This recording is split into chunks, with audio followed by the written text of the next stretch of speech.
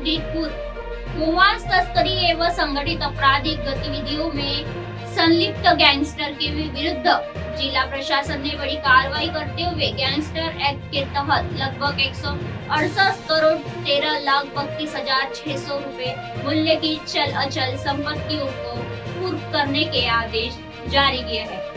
यह कार्रवाई जिला मजिस्ट्रेट न्यायाधीश राजेश कुमार पांडेय द्वारा जिला मजिस्ट्रेट बिजनौर और पुलिस अधीक्षक जालौन की आख्या एवं उपलब्ध साक्ष्यों के आधार पर की गई है। आरोपी अतीक अहमद पुत्र मोहम्मद अमर एवं उसके गिरोह के विरुद्ध गैंगस्टर एक्ट के तहत अभियोग पंजीकृत है। जांच के दौरान यह तथ्य प्रकाश में आया कि गिरोह द्वारा योजनाबद्ध तरीके से गोमांस तस्करी, फर्जी दस्तावेजों एवं अन्य अवैध गतिविधियों के माध्यम से आर्थिक लाभ अर्जित किया गया था तथा उसी अवैध धन से विभिन्न संपत्ति खरीदी गई। उन्होंने बताया कि आरोप द्वारा जनपद बिजनौर स्थित ग्राम याकूबपुर क्षेत्र में खरीदी गई भूमि तथा निवृत्ति अमूर इंटरनेशनल स्कॉलर हाउस का मूल्यांकन कराया गया।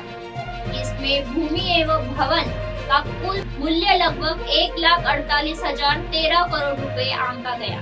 जांच में यह संपत्ति अपराध से अर्जित धनराशि से निर्मित पाई गई, जिसके आधार पर गैंगस्टर एक्ट का धारा 14(1) के अंतर्गत कुर्की की कार्रवाई की गई।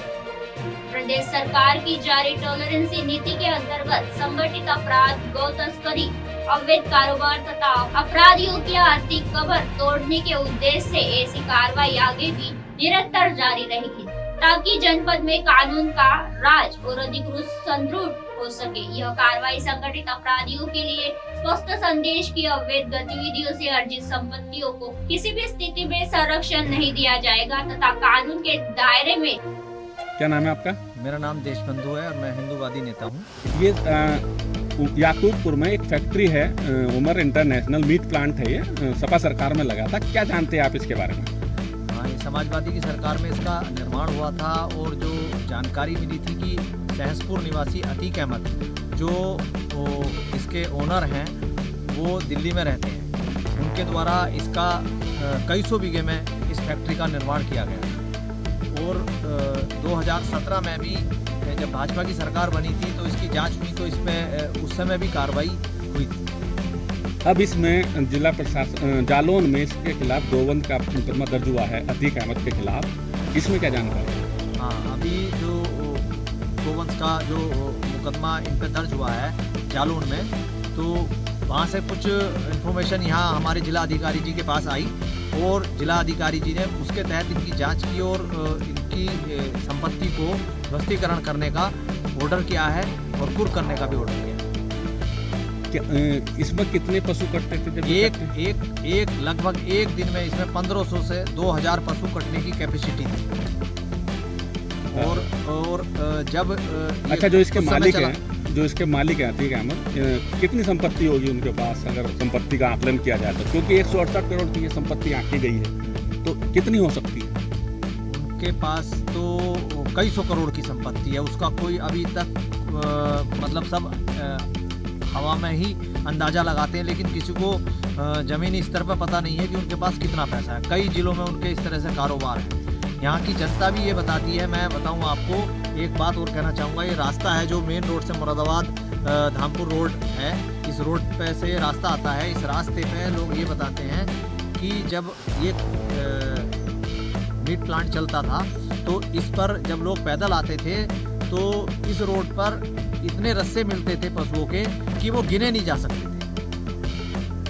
क्या इसमें चोरी के पशु भी कटे होंगे आप? बिल्कुल, जब ये मीट प्लांट यहाँ चलता था तब यहाँ सिहारा क्षेत्र और आसपास हमारे जो पूरी तहसील धामपुर तहसील के अंतर्गत आसपास के गांव में पशुओं की आए दिन चोरी होती है। जब से ये बंद है तब से ये चोरी कम हो गई है। क्या ऐसा, ये जो अतीक है, क्या ऐसा तो नहीं है जो इलाहाबाद का अतीक था उसके बराबर ये अतीक की संपत्ति हो, क्योंकि बड़े कारोबारी हैं मीट के ये, इसमें क्या? ऐसा है कि अतीक अहमद जी जो थे वो अपना पुराने वो भी गैंगस्टर रहे हैं, लेकिन ये भी उससे कम नहीं है। बस इतना है कि वो हाईलाइट थे मीडिया पे और उस पे, और ये अभी इनको बहुत कम लोग जानते हैं। लेकिन मुझे ऐसा लगता है कि अब धीरे धीरे ये खबर अगर चैनल के माध्यम से जाएगी तो सब लोगों को इसकी जानकारी हो जाएगी।